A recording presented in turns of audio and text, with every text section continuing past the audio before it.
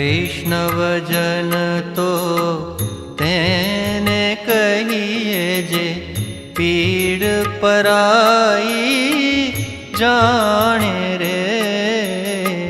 वैष्णव जन तो तेने कहिए जे पीड़ पराई जाने रे।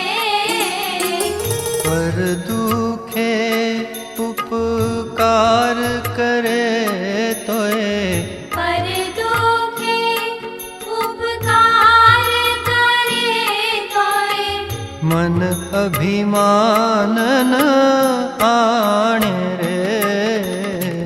वैष्णव जन तो तेने कहिए जे पीड़ पराई जाने रे।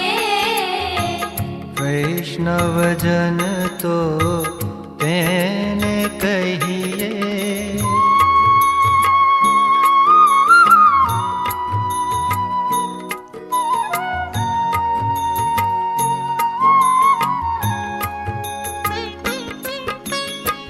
सकल लोक मां सहुने वंदे, निंदा न करे कैनी रे। काच काच मन निश्चल राखे, वाच काच मन निश्चल राखे, धन धन जननी। शपथ लेता हूँ कि मैं राष्ट्र की एकता, अखंडता और सुरक्षा को बनाए रखने के लिए स्वयं को समर्पित करूंगा और अपने देशवासियों के बीच यह संदेश फैलाने का भी भरसक प्रयत्न करूंगा। मैं यह शपथ अपने देश की एकता की भावना से ले रहा हूं, जिसे सरदार वल्लभ भाई पटेल की दूरदर्शिता एवं कार्यों द्वारा संभव बनाया जा सका। मैं अपने देश की आंतरिक सुरक्षा सुनिश्चित करने के लिए अपना योगदान करने का भी सत्य निष्ठा से संकल्प करता हूँ। सरदार भाई पटेल जय को हम भारत के लौह पुरुष के नाम से भी जानते हैं। उन्होंने आजादी के बाद देश की 562 रियासतों को एक सूत्र में पिरोकर एक अखंड भारत का निर्माण किया। उनकी दूरदर्शिता, दृढ़ संकल्प और नेतृत्व क्षमता ने हमारे देश को एकता के सूत्र में बांधा। राष्ट्रीय एकता दिवस हमें यह संदेश देता है कि भारत की असली ताकत एकता में विविधता में निहित है। चाहे हमारी भाषाएं, संस्कृति एवं परंपराएं अलग अलग हो, लेकिन हम सब एक हैं, भारतीय हैं। आज के दिन हमें यह संकल्प लेना चाहिए कि हम अपने देश की एकता, अखंडता और सुरक्षा को हमेशा बनाए रखेंगे। हम सबको मिलकर बिना भेदभाव के देश की प्रगति में योगदान देना चाहिए।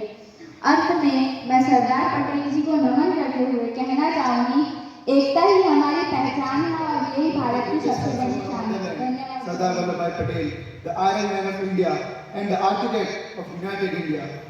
Sardar Patel was born on 31st October 1875 in Nadiyad, Gujarat.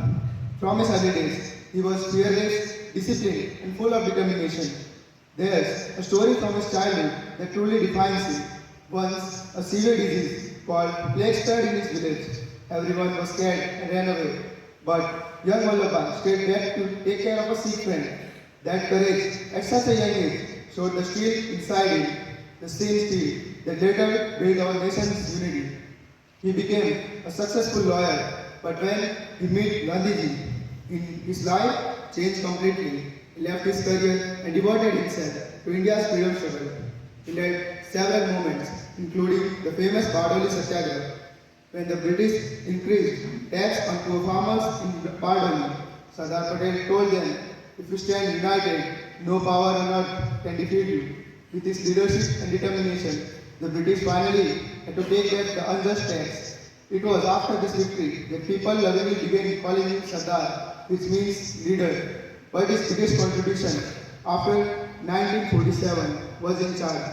India was divided into more than 560 princely states, each ruled by different kings and princes. Some wanted to stay independent, some wanted to join Pakistan, and the future of India looked uncertain.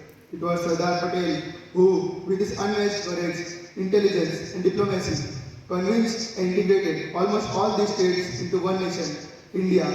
He did not use force, he used wisdom, persuasion, and sometimes firm action. Because of him, today we proudly say, One India, United India.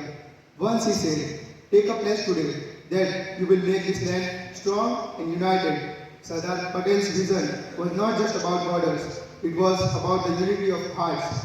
He believed that the real strength of India lies in the unity of its people, no matter which religion, region, or language they belong to. Friends, every year on 31st October, we celebrate National Unity Day to remember his great contribution.